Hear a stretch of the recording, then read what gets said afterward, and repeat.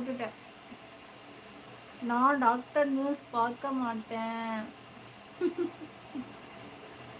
நீங்களே ஒரு டாக்டர், அப்பயே நீங்க டாக்டர் நியூஸ்லாம் பார்க்க போறீங்க. மல்டி டேலண்டட் பிரதர் நீங்க வந்துட்டு.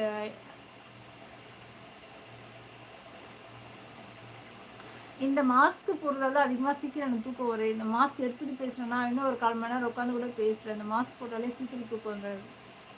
டாக்டராக மட்டும் என்ன 100 வருஷமாக இருக்காங்க. அது ஒன்றும் உண்மைதான். இப்போ எப்படி குறி சொல்கிறவங்களுக்கு அவங்களோட விதி தெரியாதோ அந்த மாதிரி தான் டாக்டருக்குமே.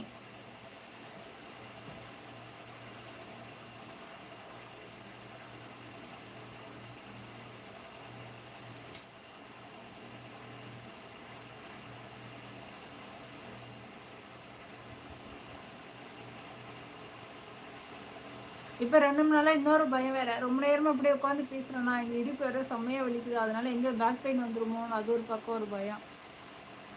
இது அரண்டவன் கண்ணுக்கு இருண்டதெல்லாம் பாம்புனாங்க அந்த மாதிரி தான். நானும் ஒவ்வொரு சிம்டம் வச்சு நானும் எல்லாத்துக்கும் பயந்துக்கிறேன். பவர் ஸ்டார் பாருங்க, நவ் இன் ஐசியூ. அப்படியா? ஏன் என்னாச்சு பிரதர்? ஆமாம், அவங்களும் டாக்டர் தான்.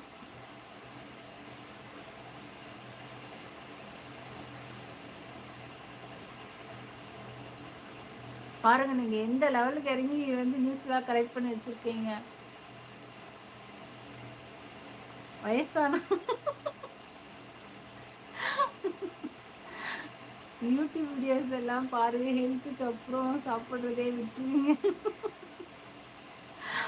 அதே சாப்பிடாதீங்க. உண்மைதான் ராஜ் பிரதர். என்ன சொல்றது, நான் எப்பயுமே வந்துட்டு எனக்கு வயசு ஆகிட்டே போகுது. நான் எப்பவுமே ஃபீல் பண்ணதே கிடையாது. நான் எப்பவுமே எங்கே இருக்க மாதிரி தான் வந்து யோசிக்கிறேன்.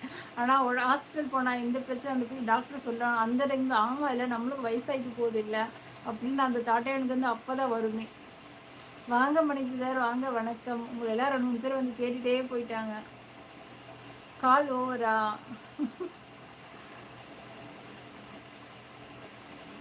மற்றபடி நான் எப்போவுமே வந்து நான் அப்போது எப்படி பிஃபோர் மேரேஜ் எங்கே அந்த ஃபீல் தான் நான் இப்போவும் வச்சுப்பேன். என்ன எனக்குன்னு பார்த்தீங்கன்னா நான் வெயிட் போட்டுருது, அது மட்டும் எனக்கு பிரச்சனை. மற்றபடி நான் மனசளவில் எங்கே தான் இருக்குது அந்த தாட் எனக்கு எப்பவுமே இருந்துகிட்டே இருக்கும். சாரி, இது ஹாஸ்பிட்டலானால. அப்புறம் கிச்சன் பற்றி பேசினா கிளம்பிட்டீங்க, ஹாஸ்பிட்டல் பற்றி பேசினா ஹாஸ்பிட்டலான்னு கேட்குறீங்க. வேறு எப்படி பேசணும் சொல்லுங்கள். சரி, நாளிலேருந்து ஒரு டாஸ்க் வச்சுக்கலாமா? என்னோட சப்ஸ்கிரைபர்ஸ் எல்லாரும் 1 மாதம் டைம் தரணும். 1 மாதத்துக்குள்ளே என்றைக்காவது ஒரு நாள் நீங்கள் மரம் நட்டுட்டு அதோட வீடியோ எடுத்து ஒரு ஃபோட்டோஸ் எடுத்து எனக்கு சென்ட் பண்ணணும். இந்த டாஸ்க் வச்சுக்கலாமா? உங்களால் முடிஞ்ச அட்லீஸ்ட் எத்தனை மரம் நடுமோ அத்தனை மரம் நட்டுட்டு எனக்கு ஒரு ஃபோட்டோ எடுத்து சென்ட் பண்ணுங்க. ஃபோட்டோவோ வீடியோஸோ. இந்த டாஸ்க் வச்சுக்கலாமா? அப்படி செய்கிறவங்களேருந்து ஒரு 5 பேரை செலக்ட் பண்ணி ஒரு கிஃப்ட் தர போகிறேன். அந்த மாதிரி ஷிஃப்ட் ஓவரா? Okay okay. நானும் ஹெல்த்துக்காக நிறைய சர்ச் பண்ணேன், அப்புறமா அது எல்லாம் பார்க்குறதே விட்டுட்டேன்.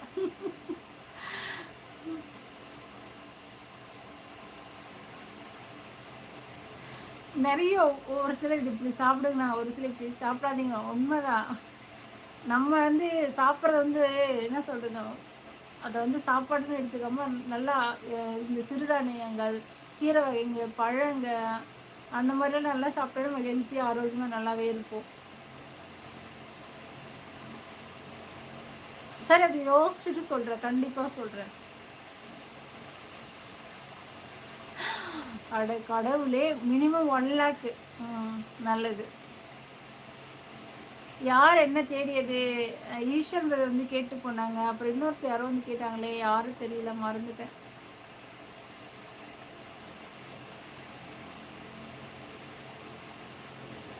ஈஸ்வர் ப்ரோ அப்படின்றாங்க கேம்ன்றது. இந்த டாஸ்க் ஓகேவா, நல்லா இருக்கா, பண்ணிடலாமா? ஏதோ நம்மளால முடிஞ்ச ஒரு 10 பேரை மரம் நட வச்சா ஏதோ ஒரு புண்ணியம் தானே.